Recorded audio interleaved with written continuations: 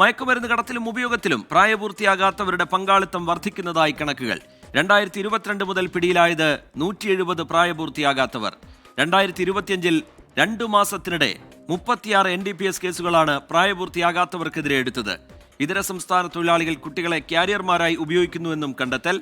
ഓരോ യാത്രയിലും കുട്ടികൾക്ക് ലഭിക്കുന്നത് 5000 രൂപ വരെയാണ്. 2021 മുതൽ എക്സൈസ് രജിസ്റ്റർ ചെയ്ത NDPS കേസുകളിൽ 86 കുട്ടികൾ ശിക്ഷിക്കപ്പെട്ടു. 24 പ്രൈം ടൈം ബ്രേക്കിംഗ്.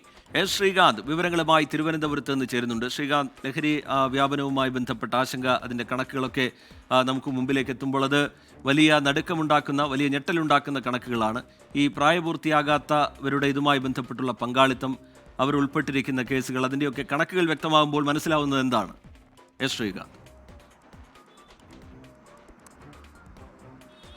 റിജിത്ത്, ഈ മയക്കുമരുന്നുമായി ബന്ധപ്പെട്ട് ഞെട്ടിക്കുന്ന കണക്കുകളാണ് ഇപ്പോൾ പുറത്തു വരുന്നത്. കാരണം അതിൽ നേരത്തെ നമ്മൾ കുറേയധികം പ്രായപൂർത്തിയായ ആളുകൾ വിൽപ്പന നടത്തുന്നതും ഉപയോഗിക്കുന്നതും റിപ്പോർട്ട് ചെയ്തിരുന്നു. പക്ഷേ ഇപ്പോൾ പുറത്തു വരുന്ന ഈ കണക്കുകൾ പ്രായപൂർത്തിയാകാത്തവർ, കുട്ടികൾ ഇത് ഉപയോഗിക്കുകയും അതിൻ്റെ ക്യാരിയർമാരാവുകയും ചെയ്യുന്നു എന്നുള്ള വാർത്തയാണ് ഇപ്പോൾ പുറത്തു വരുന്നത്. 2022 മുതൽ മയക്കുമരുന്ന് കള്ളക്കടത്തിനും വ്യാപാരത്തിനും പിടിയിലായത് 170 കുട്ടികളാണ് എന്നതാണ് കണക്ക്. 2022 40 പേരും 2023 39 പേരും 24 55 പേരും ഇത്തരത്തിൽ അറസ്റ്റിലായതായി കണക്കുകൾ വ്യക്തമാക്കുന്നുണ്ട്.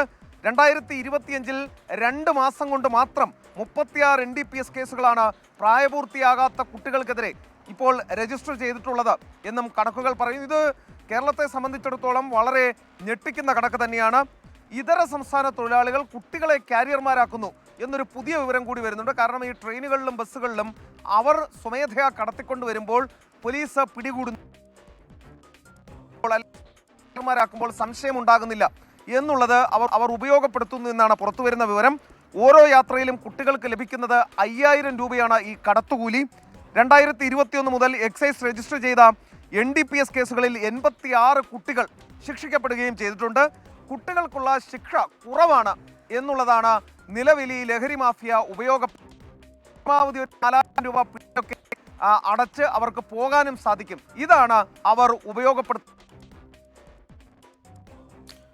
ശരിയാ ശ്രീകാന്ത്, തിരുവനന്തപുരത്ത് നിന്ന് വിവരങ്ങൾ നൽകുകയായിരുന്നു. ഈ പ്രായപൂർത്തിയാകാത്തവരുടെ ലഹരി ഉപയോഗവുമായി ബന്ധപ്പെട്ടുള്ള, അവരതിൽ പെട്ടുപോകുന്നതുമായി ബന്ധപ്പെട്ടുള്ള പലതരത്തിലുള്ള വാർത്തകൾ, അതിനെ തുടർന്നുള്ള കേസുകളൊക്കെ നമ്മൾ കാണുന്നുണ്ട്. അവർ ഉപയോഗത്തിൽ മാത്രമല്ല, ഈ പ്രായപൂർത്തിയാകാത്തവരെ ഈ ക്യാരിയർമാരായി ഇതര സംസ്ഥാനത്തു നിന്നുള്ള ലഹരി മാഫിയകൾ ഉപയോഗപ്പെടുത്തുന്നുണ്ട് എന്നതടക്കം ഈ കണക്കുകളിൽ നിന്ന് വ്യക്തമാവുന്നുണ്ട്. ഓരോ വർഷവും എടുത്തിരിക്കുന്ന കേസുകൾ, അതിൽ ഉൾപ്പെട്ടിരിക്കുന്ന പ്രായപൂർത്തിയാകാത്തവരുടെ എണ്ണം, അതിൽ ശിക്ഷിക്കപ്പെടുന്ന കുട്ടികളുടെ എണ്ണം, ഇതൊക്കെ കേരള സമൂഹത്തിൽ വലിയൊരു ഞെട്ടലുണ്ടാക്കുന്ന കണക്കാണ്. അതിൻ്റെ വിശദാംശങ്ങൾ പങ്കുവയ്ക്കുകയായിരുന്നു ശ്രീകാന്ത്.